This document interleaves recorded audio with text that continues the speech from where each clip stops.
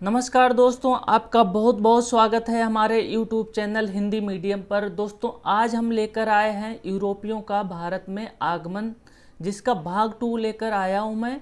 कल हमने बात की थी कि किस तरह से पुर्तगाली और डच व्यापारी भारत आते हैं और भारत के तटवर्ती इलाकों में अपनी फैक्ट्रियों की स्थापना करते हैं। फैक्ट्रियां यानी कि व्यापारिक केंद्र हुआ करते थे उनके। तो आज हम बात करेंगे अंग्रेज़ों के बारे में और फ्रांसीसियों के बारे में बात करेंगे। तो देर ना करते हुए शुरू करते हैं, चलिए। तो दोस्तों, भारत में अंग्रेज़ों का आगमन किस तरह से होता है ये हम देख लेते हैं। उससे पहले हम एक नज़र डालते हैं घटनाक्रम पर। तो घटनाक्रम क्या है कि भारत में यूरोपियों के आने के क्रम में पुर्तगाली सर्वप्रथम आते हैं। पुर्तगाली कब आते हैं? 1498 में आते हैं, यानी कि वास्को डी गामा आता है कालीकट के बंदरगाह पर। ठीक है, इसके बाद कौन आता है? डच आते हैं दोस्तों 1595 में।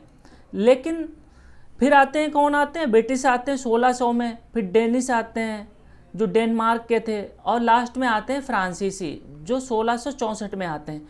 ये क्रम देख लीजिएगा एक बार।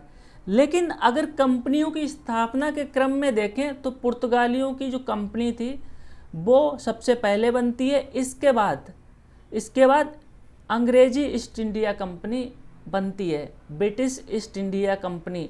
ठीक है, और तीसरे नंबर पे बनती है डच ईस्ट इंडिया कंपनी 1602 में। ध्यान रखिएगा, अगर इनके आने का क्रम पूछा जाएगा तो डच पहले आएंगे। अगर कंपनी की स्थापना का क्रम पूछा जाएगा तो पुर्तगालियों के बाद ब्रिटिश आएंगे। ठीक है, और सबसे लास्ट में कौन आएंगे? फ्रेंच आएंगे, यानी कि फ्रांसीसी आएंगे। ठीक है, तो ये चीज़ देख लीजिएगा। फिर दूसरी चीज़ क्या है कि इनकी प्रथम फैक्ट्री कहाँ खोली गई? तो पुर्तगालियों ने प्रथम फैक्ट्री कहाँ खोली? कोचीन में। दोस्तों, हमने देखा है कि कालीकट पर आए थे, तो प्रथम फैक्ट्री केरल में ही खोलेंगे। और कोचीन कहाँ पे? केरल में है। और कब खोली गई? 1503 में।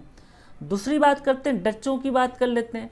डचों की पहली फैक्ट्री कहाँ पे खोली गई? मसूलीपट्टनम। ठीक है, मसूलीपट्टनम आपका इस समय तमिलनाडु में पड़ता है। और कब खोली गई? 1605 में, यानी कि 1602 में आते हैं।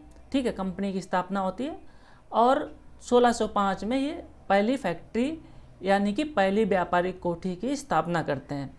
अब बात कर लेते हैं ब्रिटिशर्स की। जो ब्रिटेन के लोग थे उनकी पहली फैक्ट्री कहाँ खोली गई? तो ये बहुत ही विवादास्पद विषय है। यहाँ पर कहीं कहीं सूरत दिया रहता है, कहीं कहीं मसूलीपट्टनम। तो इसको आज हम समझ लेते हैं। दोस्तों, हुआ यूँ कि जहांगीर उस समय मुग़ल बादशाह थे और जहांगीर की अनुमति से सूरत में ब्रिटिशर्स जो थे 1608 में फैक्ट्री बनाना शुरू करते हैं।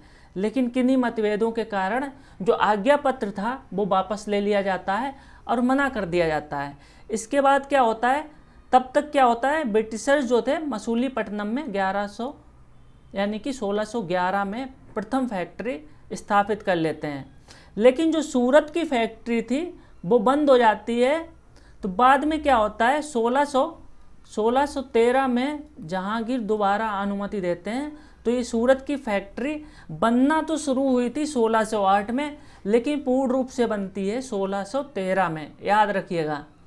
ठीक है, तो पूछा जाएगा कि प्रथम फैक्ट्री कहाँ बनाना शुरू की? तो सूरत में। ठीक है, लेकिन पूर्ण रूप से प्रथम फैक्ट्री की स्थापना कहाँ की गई? मसूलीपट्टनम में। ध्यान रखिएगा। और सूरत की फैक्ट्री 1613 में बनकर तैयार हुई। ध्यान रखिएगा। अब बात कर लेते हैं फ्रांसीसियों की। तो फ्रांसीसियों की भी प्रथम फैक्ट्री 1668 यानी कि 1668 में सूरत में ही बनती है। तो फ्रेंच और इंग्लिश जो ब्रिटिशर्स थे ये हमेशा साथ साथ चलते हैं ज़्यादातर जगहों पे, इसीलिए इनके आपस में मतभेद रहते हैं और कई सारे युद्ध भी लड़े जाते हैं। तो शुरू करते हैं आज अंग्रेज़ों का घटनाक्रम क्या था, अंग्रेज भारत किस तरह से आए थे। तो दोस्तों, होता क्या है? डचों के आगमन के बाद अंग्रेज भारत आते हैं। ठीक है, ध्यान रखिए, डचों के बाद। और क्या होता है? एक कंपनी बनती है 1699, कुछ कंपनी का गठन होता है। लेकिन ऑफिशियली रूप से, ठीक है, औपचारिक रूप से कंपनी का गठन होता है 31 दिसंबर, ठीक है, 1600 में, जब महारानी एलिजाबेथ क्या करती है? एक चार्टर साइन करती है, कंपनी को एक अधिकार पत्र देती है, आज्ञा पत्र, कि आप जाओ और पूरब में व्यापार करो। तो इस कंपनी का नाम क्या था? Governor and company of merchants of London trading into the east Indies. यानी कि पहले क्या है, भारत और साउथ ईस्ट एशिया के जो देश थे इनको ईस्ट इंडीज ही बोला जाता था, ठीक है। और इसी कंपनी को शॉर्ट में बोलें तो ब्रिटिश ईस्ट इंडिया कंपनी इसी का नाम है, ठीक है, ब्रिटिश ईस्ट इंडिया कंपनी। और इसकी स्थापना होती है 1600 में, ठीक है। 1599 इसलिए दिया गया है यहाँ पे क्योंकि 1599 में भी ये लोग एक संगठन बनाते हैं, लेकिन आधिकारिक रूप से कंपनी 1600 में ही बनकर तैयार होती है, ठीक है। अब क्या होता है कि इंग्लैंड की महारानी एलिजाबेथ प्रथम क्या करती है, 31 दिसंबर को 1600 में, उस समय मुगल बादशाह कौन थे?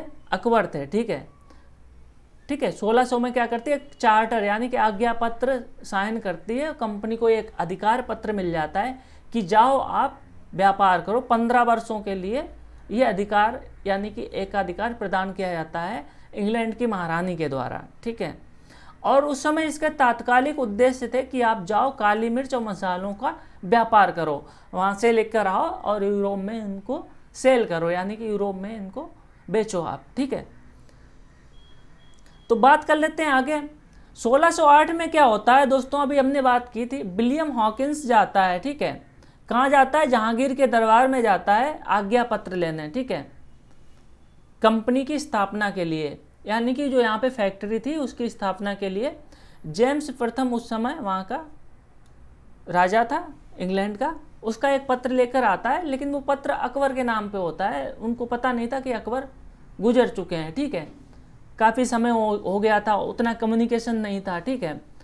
तो हॉकिंस जो है अंग्रेज़ों के लिए एक सूरत में फैक्ट्री खोलने की अनुमति मांगता है, लेकिन उस समय अनुमति मिल भी जाती है, लेकिन कुछ ऐसे कारनामे हो जाते हैं पुर्तगालों के साथ जिससे ये जो अनुमति है वो रद्द कर दी जाती है, ठीक है। तो यहाँ पे प्रश्न बनता है कि 1608 में सूरत में फैक्ट्री की स्थापना शुरू हो जाती है, लेकिन पूर्ण रूप से बनती नहीं है। लेकिन तभी क्या होता है, बाद में 1611 तक क्या होता है, ये लोग मसूलीपट्टनम में फैक्ट्री बना लेते हैं, प्रथम फैक्ट्री जो पूर्ण रूप से चालू हो गई थी मसूलीपट्टनम में। लेकिन 1611 में पुर्तगालियों को अंग्रेज हरा देते हैं, और जिससे क्या होता है, जो जहांगीर होता है बहुत प्रभावित होता है, और फिर वो 1613 में सूरत में फैक्ट्री बनाने की अनुमति दे देता है, ध्यान रखिएगा, ठीक है, अनुमति दे देता है। और इसके बाद ये 1613 में जो फैक्ट्री है, सूरत की फैक्ट्री है, उसको पूर्ण कर लेते हैं, ध्यान रखिएगा इस बात को। तो मसूलीपट्टनम में जो फैक्ट्री थी वो अस्थायी व्यापारिक केंद्र हुआ करता था। स्थायी रूप से पहली फैक्ट्री सूरत में ही बनाते हैं, ये ध्यान रखिएगा, बहुत इंपॉर्टेंट है। इसके बाद क्या होता है, 1615 से 1619 तक एक अन्य व्यक्ति जो है सर टॉमस रो जहांगीर के दरबार में जाता है और वहाँ 4 साल रहता है, ठीक है, और कुछ सुविधाएं प्राप्त करता है, किसके लिए? अंग्रेजी ब्रिटिश व्यापार के लिए, ठीक है, इंग्लिश ईस्ट इंडिया कंपनी के लिए, यानी कि ब्रिटिश ईस्ट इंडिया कंपनी के लिए कुछ सुविधाएं प्राप्त करने की कोशिश करता है, और उसमें वो सफल भी रहता है, ठीक है। इसके बाद बात कर लेते हैं 1632 में क्या हुआ। 1632 में क्या हुआ, ये गोलकुंडा के सुल्तान से क्या करते हैं, एक फरमान मिल जाता है इनको, और क्या मिलता है कि 500 पेगोडा वहाँ की मुद्रा थी उस समय गोलकुंडा की, ठीक है, 500 पेगोडा देकर ये गोलकुंडा राज्य के बंदरगांव में स्वतंत्रता पूर्वक व्यापार कर सकते थे, ठीक है। फिर क्या होता है, 1639 में फ्रांसिस डे आता है, वो चंद्रगिरी के राजा से क्या कर लेता है, मद्रास को पट्टे पर ले लेता है, ये बहुत ही इंपॉर्टेंट है, ठीक है, 1639 में। अब मद्रास को ये अपना स्थायी ठिकाना बना लेंगे, ठीक है, और वहाँ पर एक कोठी बनाते हैं, व्यापारिक कोठी बनाते हैं, जिसका नाम पड़ता है फोर्ट सेंट जॉर्ज, ठीक है, ध्यान रखिएगा। ये क्वेश्चन पूछा जाता है कि फोर्ट सेंट जॉर्ज कहाँ पे था। मद्रास में एक कोठी का नाम फोर्ट सेंट जॉर्ज था, ठीक है, ध्यान रखिएगा। और एक कोठी बनाते हैं कलकत्ता में आगे जाकर, तो उसका नाम क्या था, फोर्ट विलियम, ठीक है। फिर क्या होता है, 1651 में बंगाल के सूबेदार शाह शुजा से भी ये क्या कर लेते हैं, एक अनुमति प्राप्त कर लेते हैं। क्यों? क्योंकि उस समय मुगल राजवंश की एक स्त्री थी, उसकी चिकित्सा की थी डॉक्टर बोटन ने, ठीक है, और इसके बदले क्या हुआ था, 3000 रुपये वार्षिक कर के बदले ये लोग क्या कर लेते हैं, बंगाल, बिहार और उड़ीसा में मुक्त व्यापार की अनुमति प्राप्त कर लेते हैं। ठीक है, इनको बंगाल, बिहार और उड़ीसा का जो क्षेत्र था उस समय, उसमें ये मुक्त व्यापार की अनुमति प्राप्त करने में सफल हो जाते हैं। ठीक है, फिर 1661 में क्या होता है, इंग्लैंड के राजा चार्ल्स द्वितीय का विवाह होता है। किसके द्वारा, किसके साथ, पुर्तगाली राजकुमारी कैथरीन के साथ होता है। ठीक है, और उस समय जो मुंबई का जो टापू था, ठीक है, उस समय मुंबई इतना विकसित नहीं था, लेकिन टापू था और उसके बहुत सारे सामरिक उद्देश्य हुआ करते थे। ठीक है, तो जो मुंबई का जो टापू था, द्वीप था, उसको क्या मिल जाता है, दहेज में मिल जाता है पुर्तगालियों से। किसको, राजा चार्ल्स द्वितीय को। और राजा चार्ल्स द्वितीय क्या करता है, 1668 में इसको, मुंबई को मात्र 10 पाउंड वार्षिक किराया लेकर ईस्ट इंडिया कंपनी को दे देता है किराए पे। ठीक है, अब आगे घटनाक्रम क्या होता है, आगे घटनाक्रम ये कि 1688 में, ठीक है, सर जॉन चाइल्ड ने मुंबई और बाकी जो समुद्री तट था वहाँ पे क्या होता है, मुगल जहाज़ों को पकड़ लेते हैं ये लोग।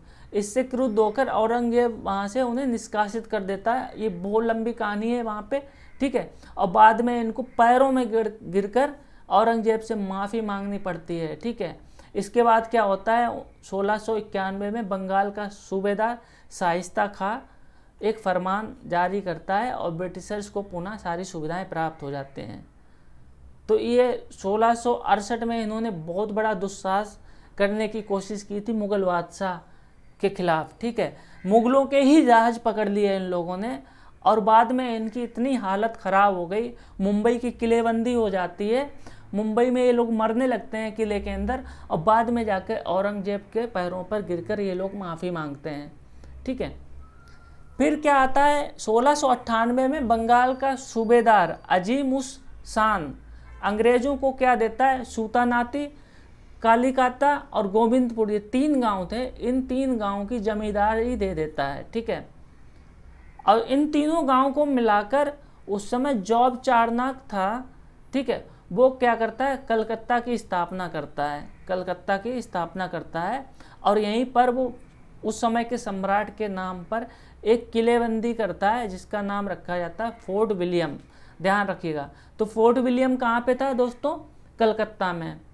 और फोर्ट सेंट जॉर्ज कहाँ पे था, मद्रास में। ठीक है, मद्रास में, मद्रास मतलब आज का चेन्नई। ठीक है, फिर 1700 ईस्वी में फोर्ट विलियम पहला प्रेसिडेंसी नगर घोषित किया जाता है, भारत का पहला प्रेसिडेंसी नगर। ठीक है, यहाँ पे बाकायदा नगर पालिकाएँ और वगैरह वगैरह चीज़ें थीं। ठीक है, प्रेसिडेंसी बनती है और ब्रिटिश भारत की राजधानी रहा ये नगर।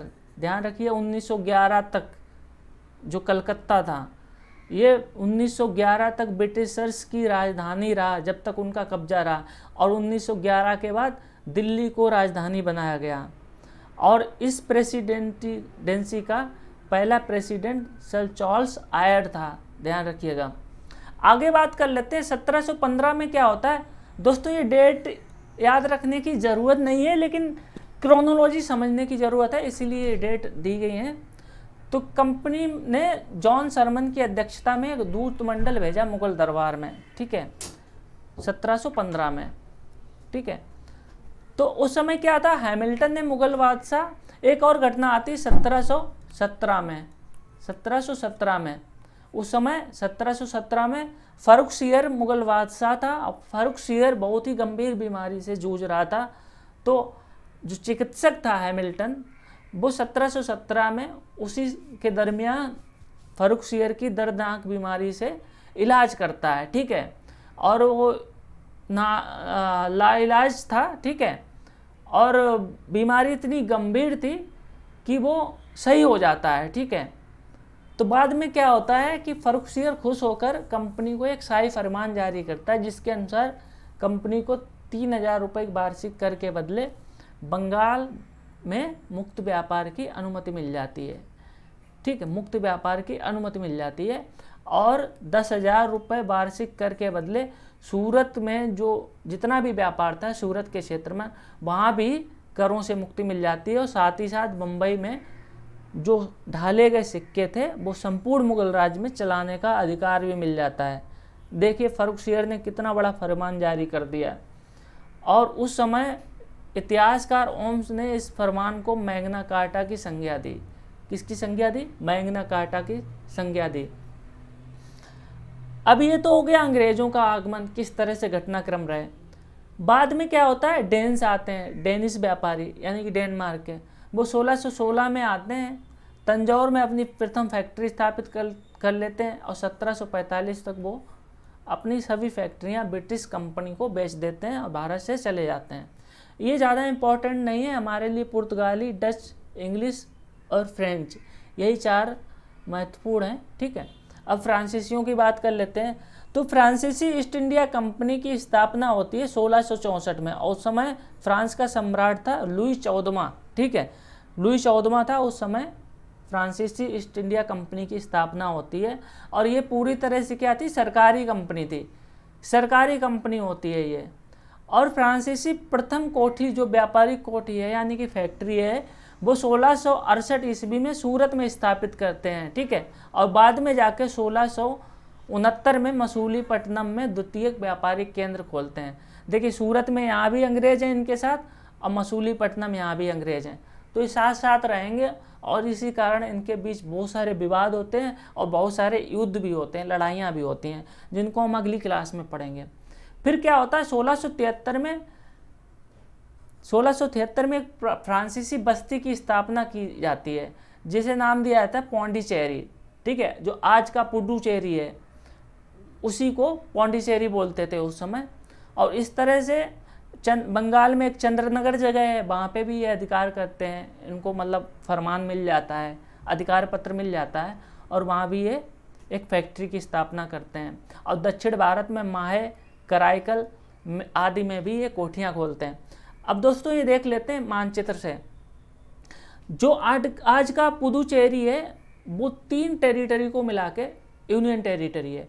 केरल में माहे हो गया, आपका आंध्रा में एनम हो गया और पुदुचेरी हो गया स्वयं, और यहीं पे मद्रास के पास कराईकल भी है। तो इन 4 क्षेत्रों को मिलाकर पुडुचेरी बोलते हैं। जो आज का यूनियन टेरिटरी है वो एक जगह नहीं है, वो 4 जगह हैं जो 3 राज्यों में फैले हैं। देखो एनम, माहे, पुडुचेरी, कराईकल। जो आज भी प्रशासन होता है वो एक ही गवर्नर के हाथ में रहता है, एक ही मुख्यमंत्री है यहाँ पे पुडुचेरी का, ध्यान रखिएगा। यहाँ का लेफ्टिनेंट गवर्नर होता है और मुख्यमंत्री का भी प्रावधान है पुडुचेरी में। 2 ऐसी यूनियन टेरिटरी हैं दोस्तों, आपके ज्ञान के लिए बता दूं कि दिल्ली और पुडुचेरी ही 2 यूनियन टेरिटरी हैं जहाँ पे मुख्यमंत्री भी होता है, बाकी जगह प्रशासक होते हैं। ठीक है, कमिश्नर वगैरह। तो आगे बढ़ते हैं। आगे बढ़ने से पहले 1701 में क्या होता है, पुडुचेरी को सभी फ्रांसीसी बस्ती का मुख्यालय बनाया जाता है। जितनी भी बस्तियां थीं फ्रांसीसी, उनका जो मुख्यालय है वो 1701 में पौंडीचेरी को बनाया जाता है।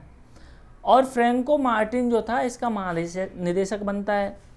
ये नाम याद रखने की इतनी ज़रूरत नहीं है। ठीक है, क्रोनोलॉजी समझते हैं। भारत में फ्रांसीसी प्रभुत्व की स्थापना गवर्नर डुप्ले के काल में हुई। बाद में जाके क्या होता है, डुप्ले आता है। डुप्ले कब आता है, 1644 के करीब आता है, 42-44 में डुप्ले आता है। और डुप्ले ही ऐसा प्रथम व्यक्ति था जिसने भूक्षेत्र अर्जित करने के उद्देश्य से भारतीय राजाओं के झगड़ों में भाग लेने की नीति आरंभ की। ठीक है, डुप्ले, ध्यान रखिएगा। सायक संधि कौन लाया था, लॉर्ड वेलेजली। ठीक है, लॉर्ड वेलेजली ऑफिशियल रूप से, आधिकारिक रूप से। लेकिन सायक संधि की कहीं ना कहीं जो लक्षण दिखते हैं वो डुप्ले की नीतियों में भी दिखते हैं। और इसने क्या किया, भारतीय राजाओं के जो झगड़े हुआ करते थे उसमें इंटरेस्ट लेना शुरू किया और एक के खिलाफ दूसरे को क्या की, सहायता देने की कोशिश की और किया भी ऐसा। और यही सारे कारण थे जिससे अंग्रेज और फ्रांसीसी एक आमने सामने आ गए।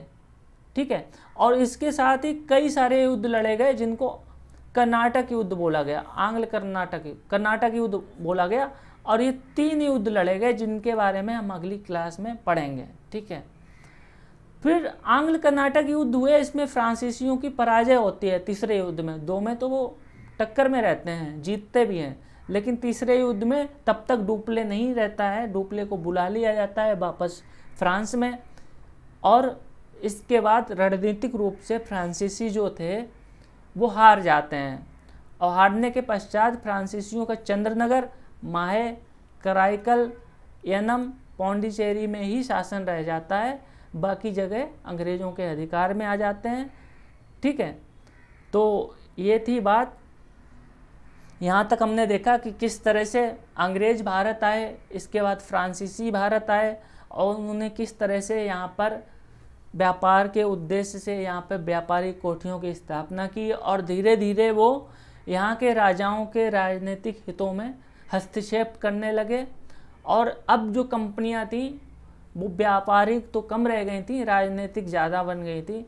और आने वाली क्लास में हम देखेंगे कि किस तरह से उपनिवेशवाद का विस्तार होता है, और वहाँ यहाँ पर भारत में ज़मीनों पर कब्जा करते हैं, बहुत सारे विशेषाधिकार हासिल करते हैं, और साथ ही साथ अपनी इतनी ताकत बढ़ा लेते हैं कि वो मुगलों से भी नहीं डरते हैं। और इसी के परिणाम स्वरूप क्या होता है, 1757 में प्लासी का युद्ध होता है।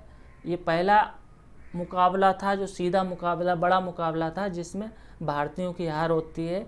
यानी कि जो बंगाल का सूबेदार था सिराजुद्दौला, ठीक है, उसकी हार हो जाती है, और यहीं से अंग्रेज़ों की ताकत निकलकर सामने आती है, और वो धीरे धीरे एक एक करके पूरे भारत पर कब्जा कर लेते हैं। दोस्तों, हमारा ये लेक्चर अच्छा लगा हो तो इसको लाइक करें। अगर हमारे चैनल पर नए हों तो हमारे चैनल को सब्सक्राइब करें। मिलते रहिए इसी तरह की नई नई अपडेट्स और नए तरीके से पढ़ाने के लिए हमारे चैनल को सब्सक्राइब करें। धन्यवाद।